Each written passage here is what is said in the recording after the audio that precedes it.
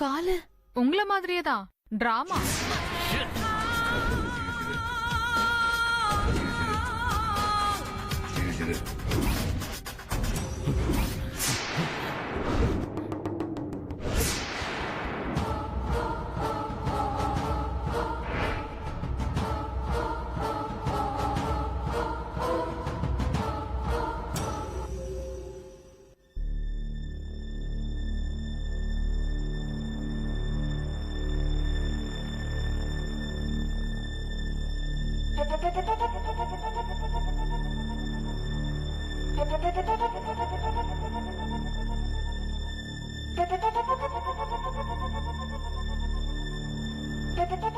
Mister Santhosh, மும்பைல அந்த லக்ஷ்மிகாந்த சுட்டுட்டு அவன் ஃபேமிலி ஆளுங்களை எல்லாம் கொன்னுட்டு அவனை மென்டல் பேஷண்ட்னு உள்ள ஃபைல வச்சிங்க பாருங்க. அங்கங்க உங்களுக்குங்க புடிச்சதுங்க சனியனுங்க. ஏன் இத சொல்றேன்னா, அந்த லக்ஷ்மிகாந்தோட பக்கத்து வீட்டு பொண்ணுதான் என்னோட ரிலேஷனான இந்த அபிங்கிற ரேணு. எதேச்சையா ஜன்னலை திறந்திருக்கா. பார்த்தா மாஸ்க் போட்ட நீங்க போன் பேசுறத பார்த்திருக்கா.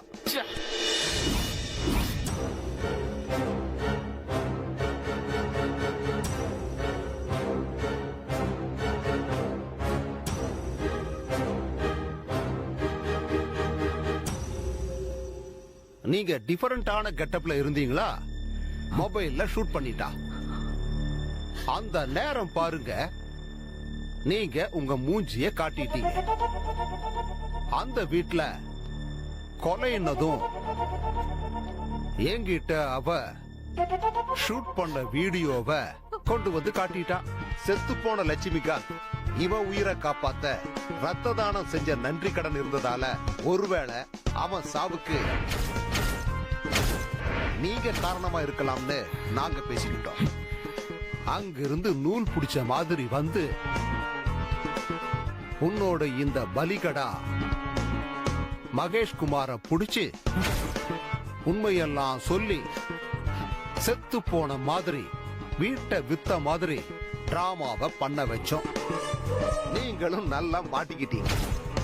உங்களுக்கு மட்டும்தான் நடிக்க தெரியுமா? எங்களுக்கும் தெரியும். மிஸ்டர் சந்தோஷ், நீதான் இந்த விஷயத்தை பண்ணியா? அது அது வந்து ஆமா. லக்ஷ்மிகாந்த் நீ ஏன் செலக்ட் பண்ணீங்க? அது வந்து எங்க டார்கெட் ஒரு வருஷத்துக்கு 60 லட்சம் ரூபாய் சம்பாதிக்கிறது.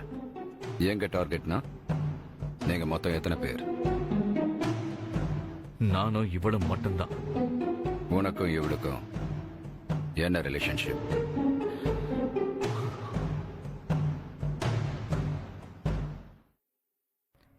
நாங்க 2 பேருமே அநாத ஆசிரமத்தில் வளர்ந்தவங்க. மும்பைல ஒரு ரோடு டிஃபன் கடையில 2 பேரும் வேலை பார்த்தப்ப ஒருத்தர் காதலிக்க ஆரம்பிச்சோம்.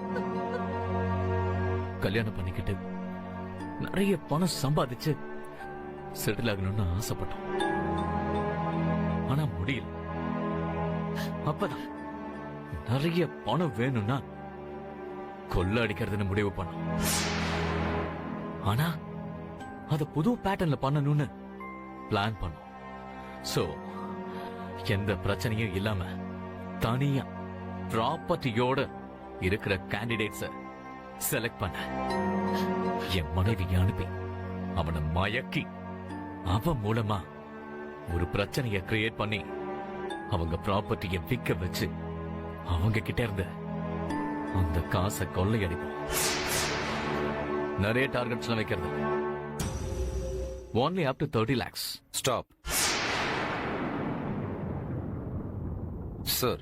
அவன் சொன்னதை கேட்டீங்கல்ல?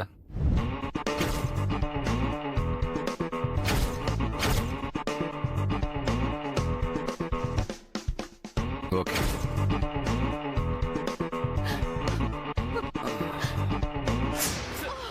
சார்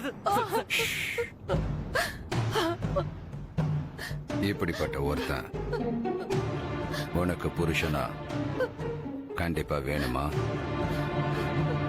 வேணவே வேணாம் சார். மானம் மரியாதை எதுவுமே இல்லாம வாழ சொல்லி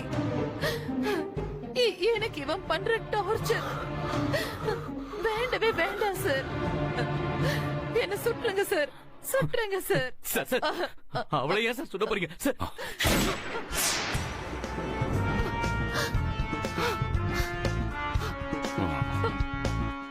அப்புறம் சார், புரிஞ்சுது.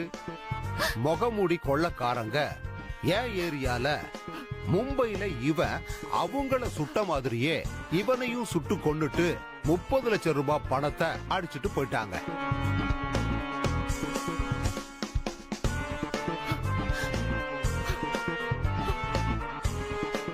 நீ திருந்தி வாழ போறியா இல்ல இவன் கூடயே போய் சேர்ந்துடுறியா?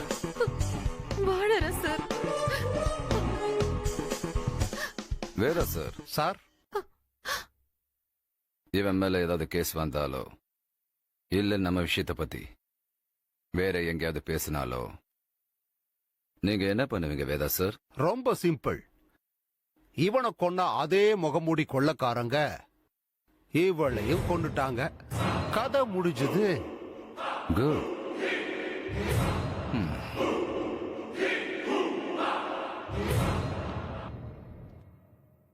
Sir, job over.